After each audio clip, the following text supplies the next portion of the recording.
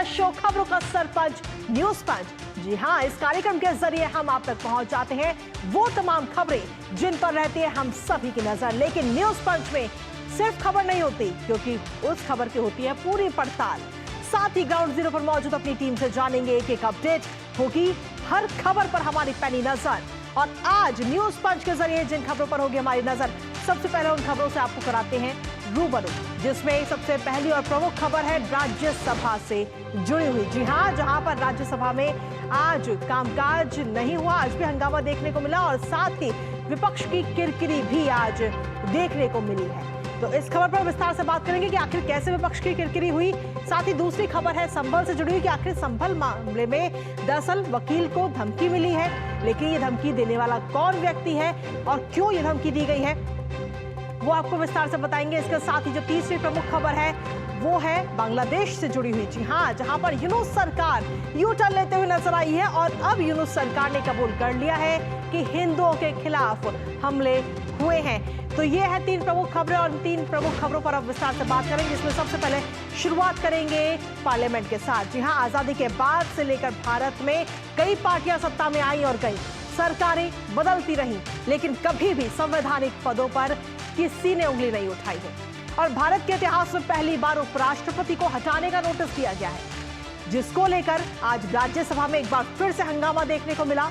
राज्यसभा में किरण रिजिजू जमकर विपक्ष पर बरसे और विपक्ष के अविश्वास प्रस्ताव को सभापति का अपमान बताते हुए उन्होंने कहा है कि विपक्ष संसदीय मर्यादाओं का पालन नहीं कर रहा।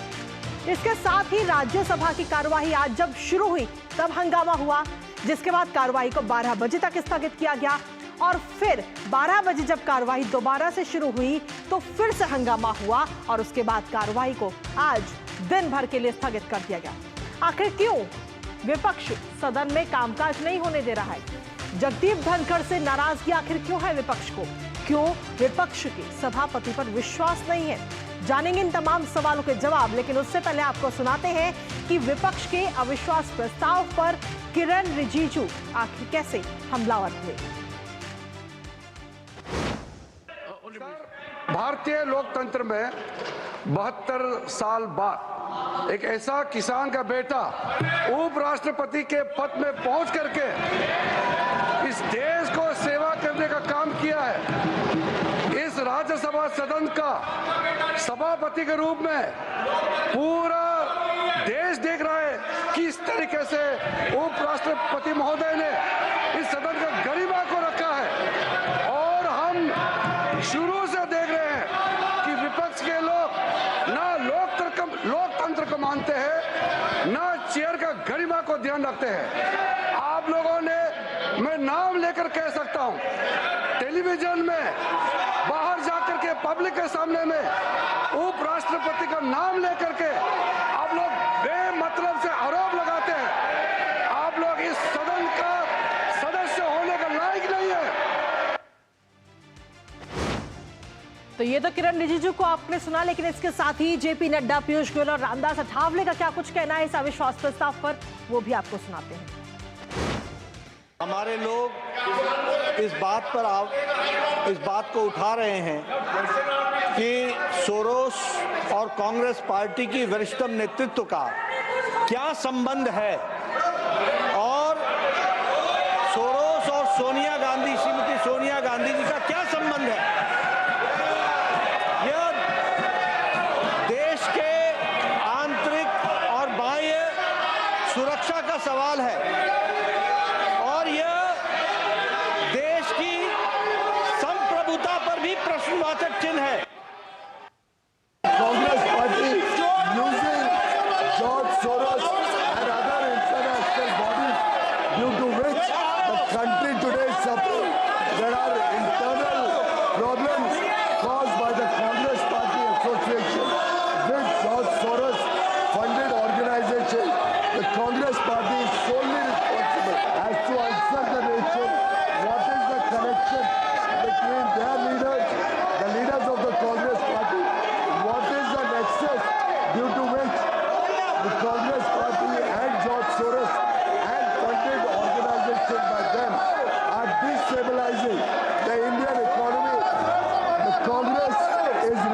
responsible for this severe state of affairs, and they have to reply to the nation why George Soros has such a close connection.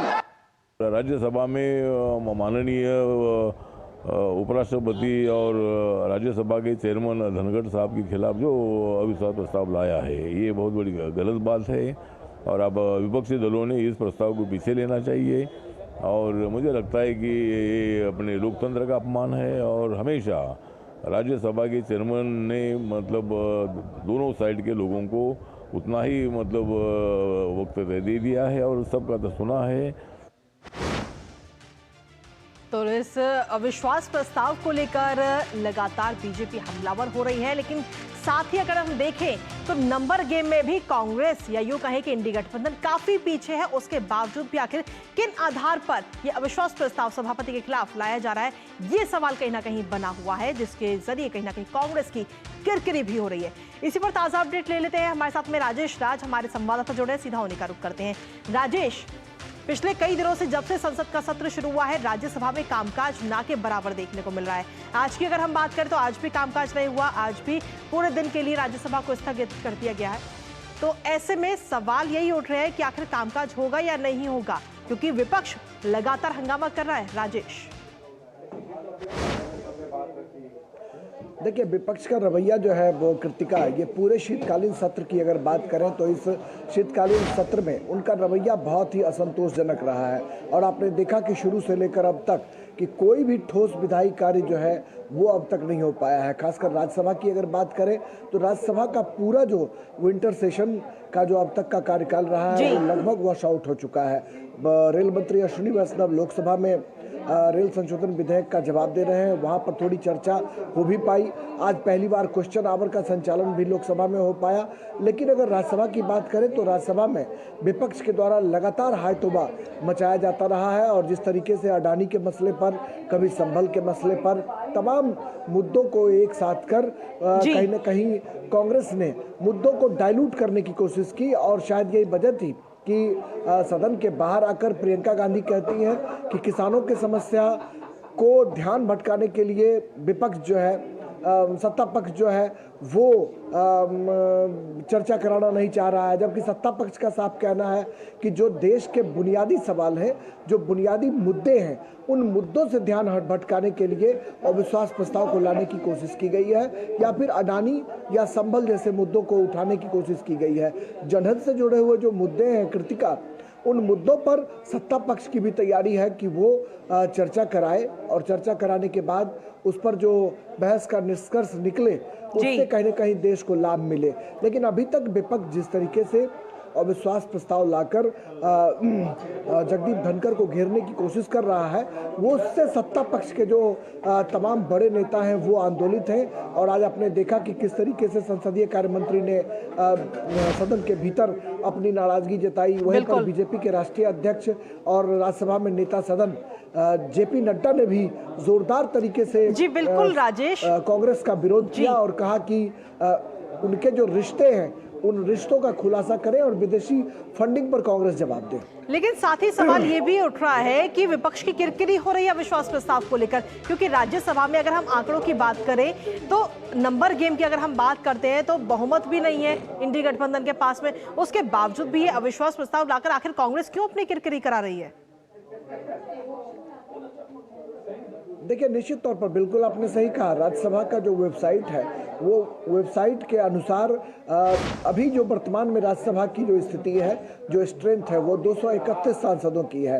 यानी अविश्वास प्रस्ताव को पारित कराने के लिए जो बहुमत का जादुई आंकड़ा है वो 116 का दिखाई पड़ता है और जो विपक्ष का स्ट्रेंथ है वो 84 सांसदों का दिखाई पड़ रहा है, जो बहुमत के आंकड़े से काफ़ी दूर है। अगर 11 विपक्ष के अन्य सांसद जो निर्दलीय सांसद हों या फिर अन्य पार्टियों के, उनको अगर मिला भी दिया जाता है तो 84 और 11 95, यानी बहुमत के आंकड़े से लगभग 21 सांसद जो है वो विपक्ष पीछे है। तो ऐसे में भला विपक्ष जो है अविश्वास प्रस्ताव लाकर स्वयं अपनी किरकिरी नहीं करवा रहा है तो क्या करवा रहा है, यह देखने वाली बात होगी। देश की जनता इसे देख रही है और सत्ता पक्ष के लोग इसी बात को रेज करने की कोशिश कर रहे हैं कृतिका। जी बिल्कुल, जनता देख ही रही है और इससे पहले संबित पात्रा की तरफ से एक प्रेस कॉन्फ्रेंस करके कांग्रेस पर हमला भी बोला गया। बहुत बहुत शुक्रिया राजेश, तमाम जानकारी और अपडेट्स हमारे साथ साझा करने के लिए। यानी कि कुल मिलाकर अगर हम देखें तो राज्यसभा में कामकाज तो ना के बराबर है, हंगामा लगातार देखने को मिल रहा है, लेकिन अब कांग्रेस जानबूझकर अपनी किरकिरी कराने को मजबूर नजर आ रही है, क्योंकि अविश्वास प्रस्ताव लाया गया है सभापति के खिलाफ। और ऐसे में नंबर गेम की अगर हम बात करें तो उसमें भी कांग्रेस काफी पीछे नजर आती है, लेकिन उसके बावजूद भी अविश्वास प्रस्ताव ये लाया जा रहा है, जिसको लेकर भारतीय जनता पार्टी के जो तमाम सांसद है वो कहीं ना कहीं आग बबूला होते हुए नजर आ रहे हैं।